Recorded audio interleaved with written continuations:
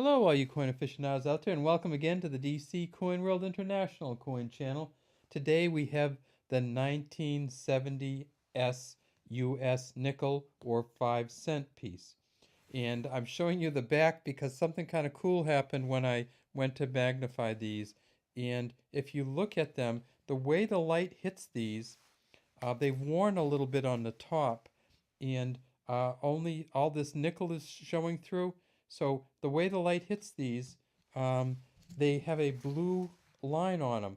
And so I saw this and I said, hey, wait 1 second, did somebody mark these up with a pen or something? And I tried to erase that blue line on there. And it turns out that it's not a blue line, it's just the way the light is hitting the metal. So if I go back like that, see there's no blue on there. It's just this really funky light hitting the metal, and the way it hits the nickel on there, it changes the color to blue. And it's just a light spectrum issue. It's the way that this lamp that I'm using for these emits different wavelengths of light. And so I'm getting this kind of blue line on it. But if I tip it up and change it, you can lose most of the blue just by tipping it up and going the other way. Well, I'm going to try to lose some of that blue. Anyways, this is the nickel.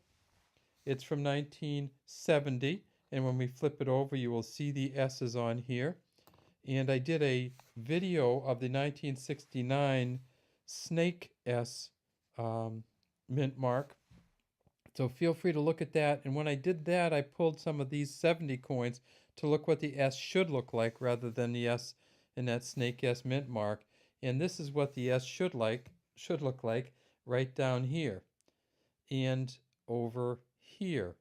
Now, if you look at the two of these, you'll see that they both look different. This one got a little bit smashed and widened up a little bit, and that doesn't surprise me simply because the whole side here is a little smashed when you look at it, so that this one's a little wider than this one.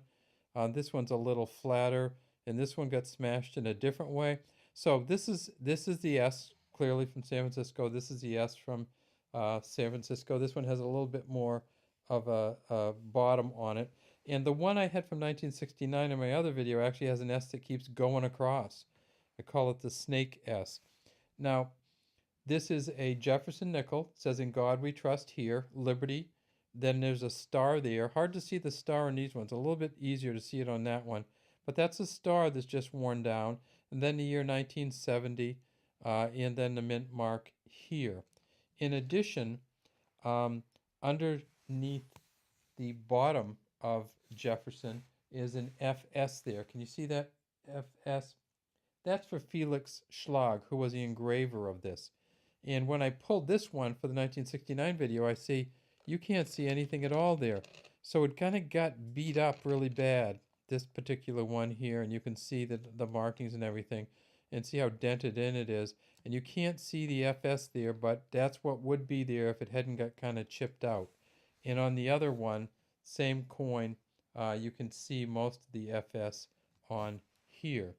Now these coins were made from 1938 until 2003, and in 1970 they only made them at two mints. They made the D at Denver and they made the S at San Francisco, and I'll show you just a 1970 D here, and so they stick the D way down in there.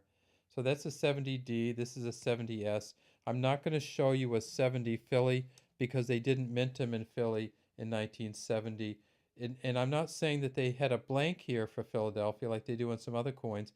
There's no minting at all in Philly in 1970. So at Denver they did 515.5 million. And at San Francisco, this particular one, they did 238.8 million. So 238.8 million to San Francisco Mint in 1970.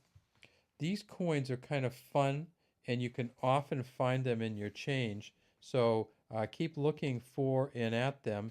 And if you do look at them, just blow them up if you get a chance. and see if you can see any kind of errors or problems with them, because once in a while you can. But I should say these S's, this flat S, that's not a problem. That occurred afterwards. These holes in his head and the way that it touches the rim, this is all wear. And it makes sense that over the course of 49 years that these would kind of wear down. What doesn't make sense and what's really interesting is how well they hold up. So these two coins I got 10 rolls of nickels, and these two coins were just in those 10 rolls of nickels.